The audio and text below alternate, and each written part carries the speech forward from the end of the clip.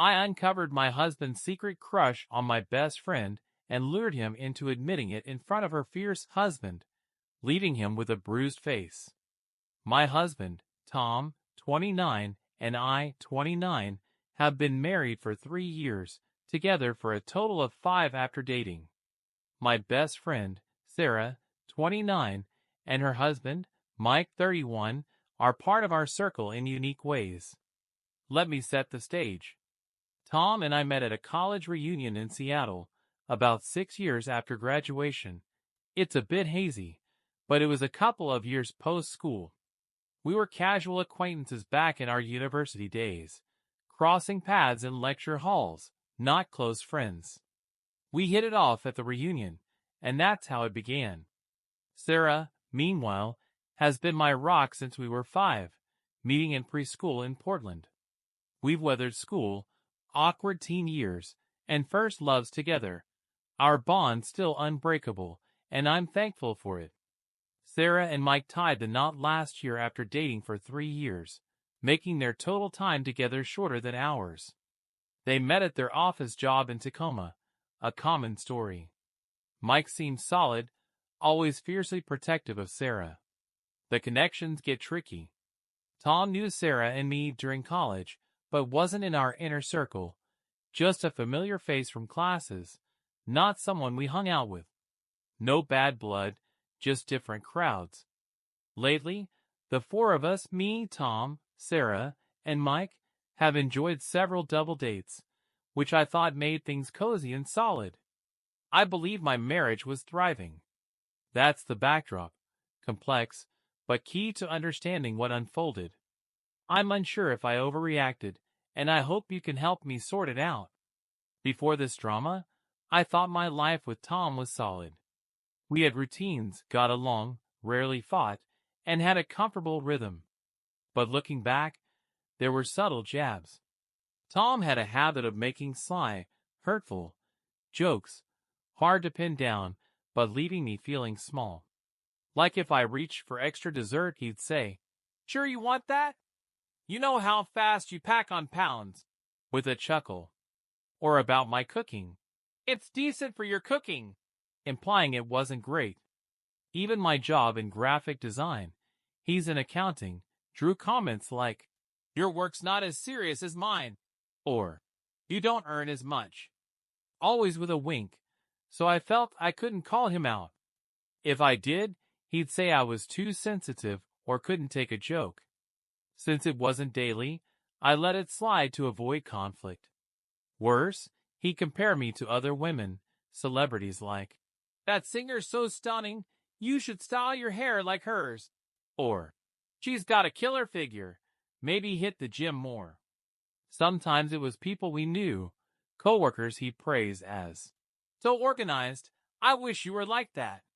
Casual enough to brush off, but those remarks stuck, making me wonder if he was unhappy or if I fell short. A seemingly great marriage with good friends, but with this undercurrent of negativity from Tom that I ignored, maybe in denial. Then came the breaking point, sparked by a silly game. It was a Saturday night in March, and after a hectic week Tom and I stayed in at our apartment in Olympia. We ordered takeout, wore pajamas, and open wine. Looking back, a mistake, but we just wanted to unwind. Tipsy on the couch, we drifted to celebrities and played a game. Name 5 you'd hook up with, and your partner can't get mad. Harmless fun, I thought. I listed mine. Think Tom Hardy, Michael B. Jordan, the usual picks. Tom laughed and agreed. Then it was his turn. He named 4 easily but struggled with the 5th. I teased, "Looks like I win. You can't even name 5. Jokingly to keep it light. He kept thinking, then blurted, "Okay, for my 5th, I'd love to hook up with Sarah sometime." I was floored, speechless. He chuckled like it was hilarious, and I tried to laugh it off, thinking he was joking, but drunk as I was, I found no humor. "Wait, are you serious?" I asked. "It's supposed to be celebrities." He doubled down. "Yeah, I'm serious. I've always had a crush on Sarah, even in college." used to see you as her less attractive sidekick. That stung. He rambled about wanting a day with a woman like Sarah and how lucky Mike is. I couldn't believe it. I stood, went to bed, and slept, hoping it'd feel like a dream by morning. I woke Sunday with a brutal hangover, head pounding, feeling awful, but the memory of his words hit harder. It wasn't a dream.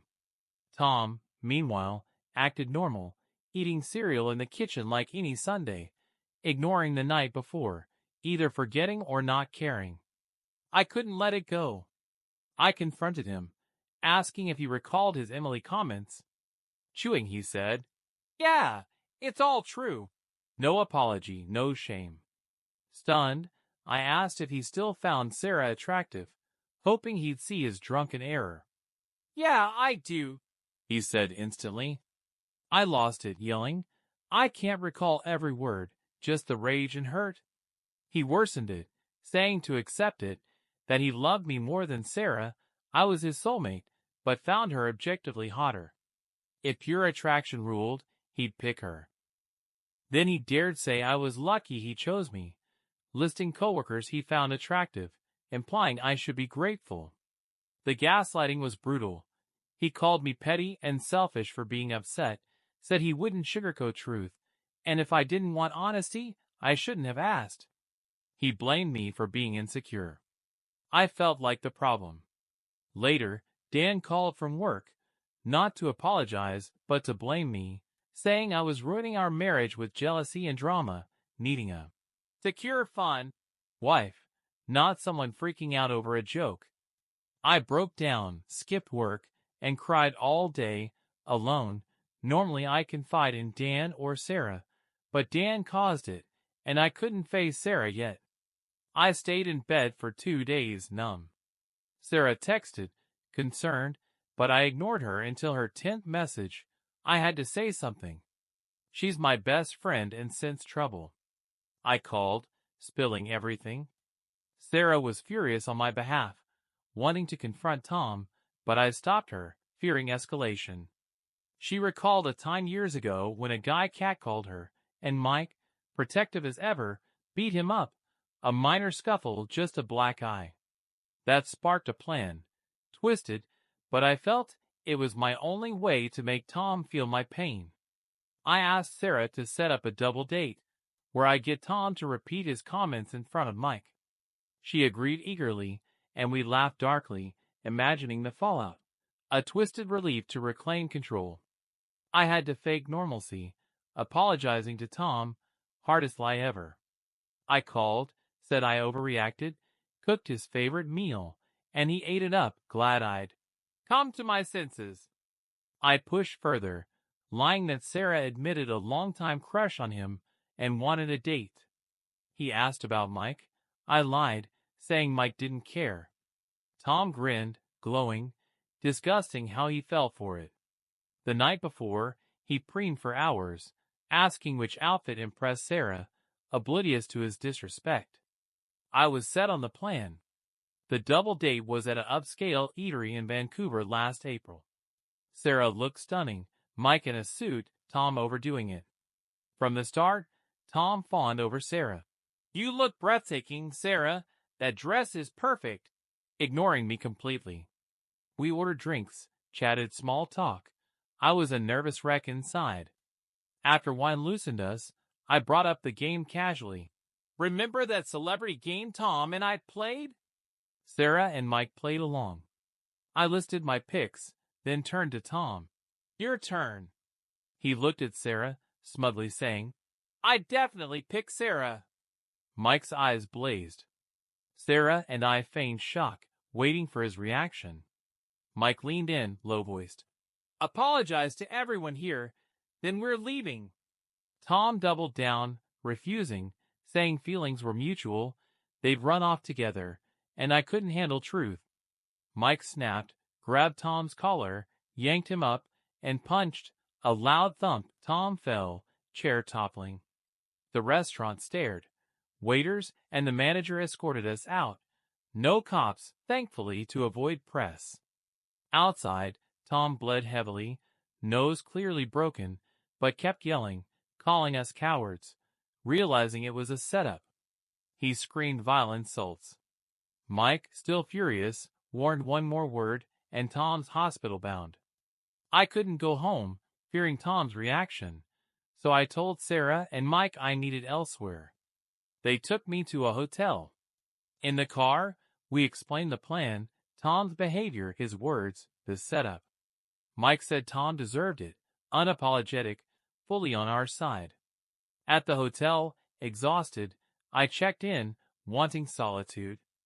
2 hours later, Tom texted, a nasty rant, calling me awful, saying he went to the ER alone for his nose, blaming me, demanding divorce, labeling me psychotic, and ending with I'd never find better. I turned off my phone, too tired to respond, feeling empty. Morning, sober, the reality hit. I'd orchestrated this, lied, manipulated, set him up. Despite his awfulness, it felt wrong. 2 wrongs don't make right. I recalled Tom's hospital phobia and blood aversion, knowing he faced that alone sickened me, not out of pity, but guilt for contributing. I'd set him up to be beaten. Update 1. I've read comments on my post. Wow, you didn't hold back. Many said, everyone sucks here. ESH, and I can't argue. I messed up, not claiming innocence. After talking with Sarah, who's been amazing, we decided to apologize to Tom and Mike. It won't undo it, but it's a start. We're worried Tom might press charges. A scary thought, but we'll handle it if it comes. Still, I'm leaving Tom. I can't stay with someone disrespecting me, saying those things about me and Sarah. His actions stand, unforgivable. I clarified Scott. Some called him violent. He's in anger management therapy. The catcall incident years ago gave the guy a black eye, not worse. He's not a monster, just protective of those who deserve it. I'm planning apologies, preparing for legal battles, and figuring out a fresh start. It's a lot, but I'll manage.